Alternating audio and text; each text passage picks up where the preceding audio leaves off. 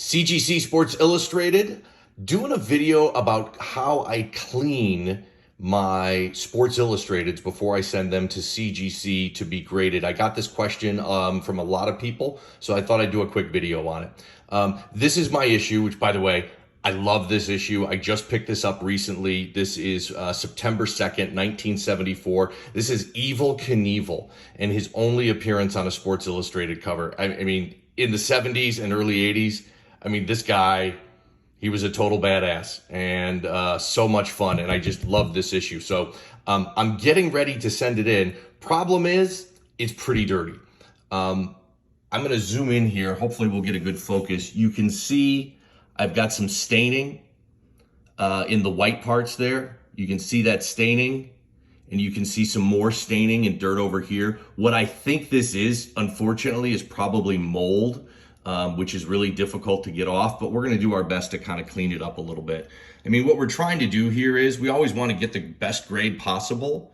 So, oh geez, look at all that staining down there on his pants too in that white section.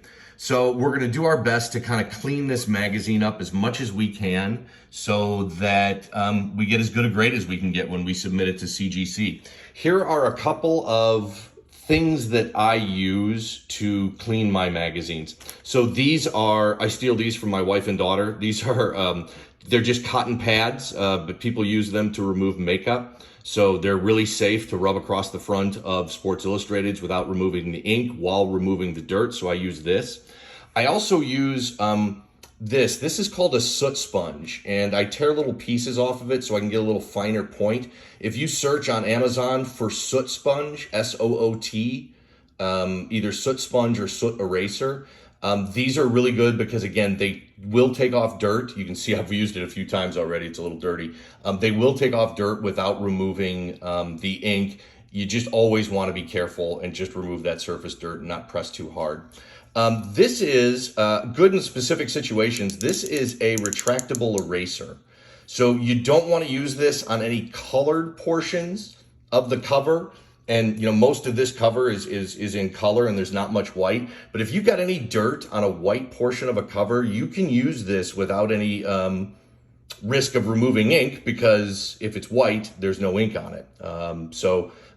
These are nice and handy. You do got to be careful with them. And then this is a cotton glove. I bought these on Amazon. I got like a dozen of them for, I don't know, $7 or $8 or something like that. What you really want to be careful of are fingerprints. So I just washed my hands, and you know, you definitely want to do that before you handle any of your Sports Illustrated magazines. I was shocked. I've made this mistake a lot. Went through some of the grading notes for a lot of my old issues and noticed how often I was being downgraded for fingerprints. Now, there are some fingerprints that if they've been on there a long time, there's nothing you can do about it. In fact, some fingerprints that have been, I've got some issues, actually pretty valuable. My Michael Jordan first appearance from 1983 that I purchased, that's graded, has a fingerprint on it that the fingerprint had been on the magazine for so long that it had actually eaten into the ink and dissolved the ink. So you can see this white fingerprint on that magazine. Nothing you can do about that if that's how you buy the raw magazine. But for surface fingerprints, you definitely want to make sure your hands are clean. And if the magazine's already got fingerprints on it, there's some things you can do to help get rid of those and you know, give you the best shot for getting as high a grade as possible when you send it into CGC. Okay, so we've got our Sports Illustrated, we've got our tools that we're gonna use here. You know, the first thing I do, you know, obviously we talked about washing your hands. Obviously you wanna have a really clean work surface. I do wear this glove, even though I've just washed my hands, because what I'm gonna do is when I'm kind of cleaning this magazine, I'm gonna be using this hand to put pressure on the magazine and keep it in place. So I don't want, even though I just washed my hands, I don't want that extra pressure from this hand, you know, transferring any oils that might be on my hand during this process to the magazine. So that's why I use the glove on the one hand as my pressure hand. So anytime I get a new magazine, the first thing that I do is I want to look at it in some significantly bright light, and I want to look at it against a glare, kind of like we're looking at here. What this is going to do is it's going to reveal that surface dirt. And you can see a bunch of it there right by his arm. So any kind of surface dirt that might be in this magazine, this is going to show up, help us show us where it's at and where we may need to focus on. You're going to want to do this for the front and the back too. I'm not going to clean this whole magazine here on this video. I don't want to take up that much time, but I'll kind of show you what I do. These cotton pads are really helpful. Usually come in a tube like this. But what I'll do when I get a magazine in for the first time is I just kind of want to wipe it down and remove any surface dirt that might be on there. You know, for modern magazines, that's about all the cleaning I do. What I'm looking to do is just get rid of some surface dirt, maybe take away any fingerprints that I can remove. And that's about all the cleaning that a modern magazine needs. For more vintage issues, and really especially dirty ones like this, do the same process. I'm just trying to remove any surface dirt. And what you want to do is you want to keep firm pressure on the magazine to hold it in place. And then you kind of want to start in the middle and go to the edges. Just like this, start in the middle and go to the edges. And you want to go in an upward motion when you come off. The last thing you want to do is drag this across and off and then drag it back and end up having this pad catch the edge and tear the magazine. Done that before. Don't do that. So again, just kind of cleaning the surface off with this cotton pad, trying to get dirt and fingerprints off, always going from the center to the outside. And then along the spine, we're just going to run parallel to the spine. And we're going to do that on the front and on the back and get as much of that dirt off as we possibly can.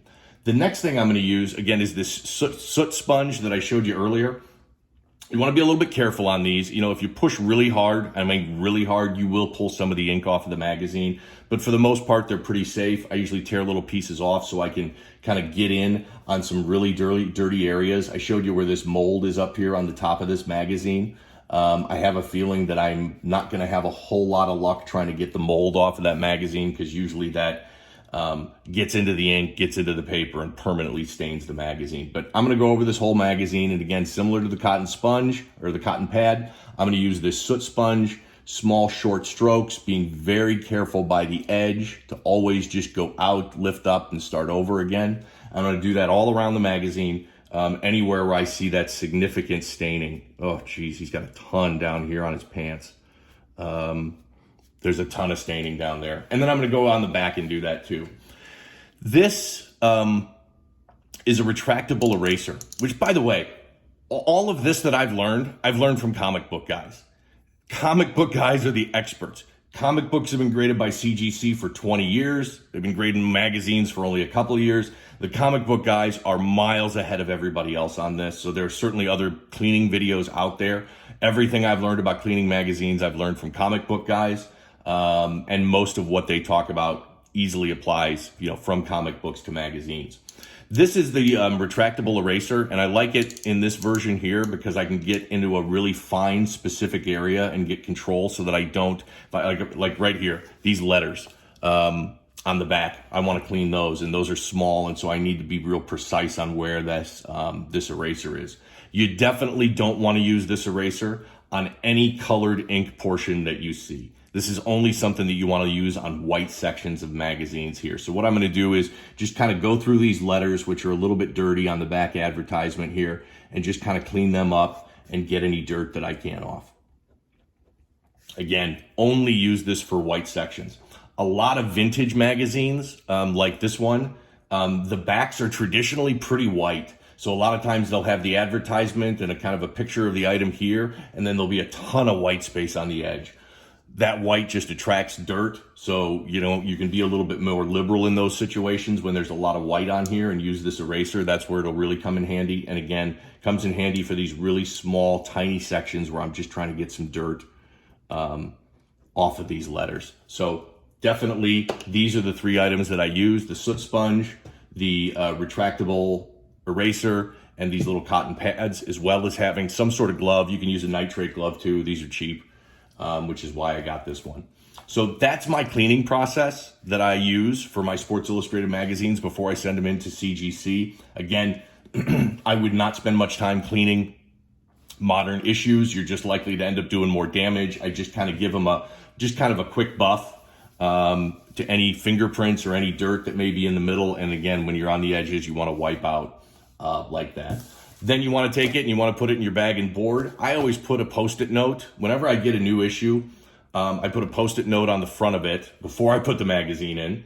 And I write on there information about the magazine that CGC requires during the submission process. So I usually, examine this, give it a projected grade. If I already own this, graded, I'll note it on here. I also go through the CGC population reports and note down the top 2 or 3 graded issues and write that.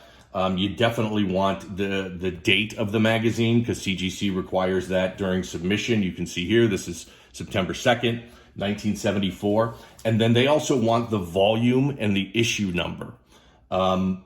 This is required when you go through the CGC submission process. Now, if this issue's already been graded, then you can easily find that in the CGC census. But if it's not, you've got to find that yourself. And where that's going to be is on the table of contents. And you're going to have to go into the magazine for this. So again, you're going to have to be very careful. You certainly don't want to open the magazine completely and put stress on that spine and, God forbid, get some color break along that spine. But what you're going to find it in the table of contents. So right there, I'm going to be able to find that this is the date, September 2nd, 1974. This is volume number 41 in issue 10. I write that on the Post-it note, and then I put the magazine into our bag and board here. And then I've done everything for this.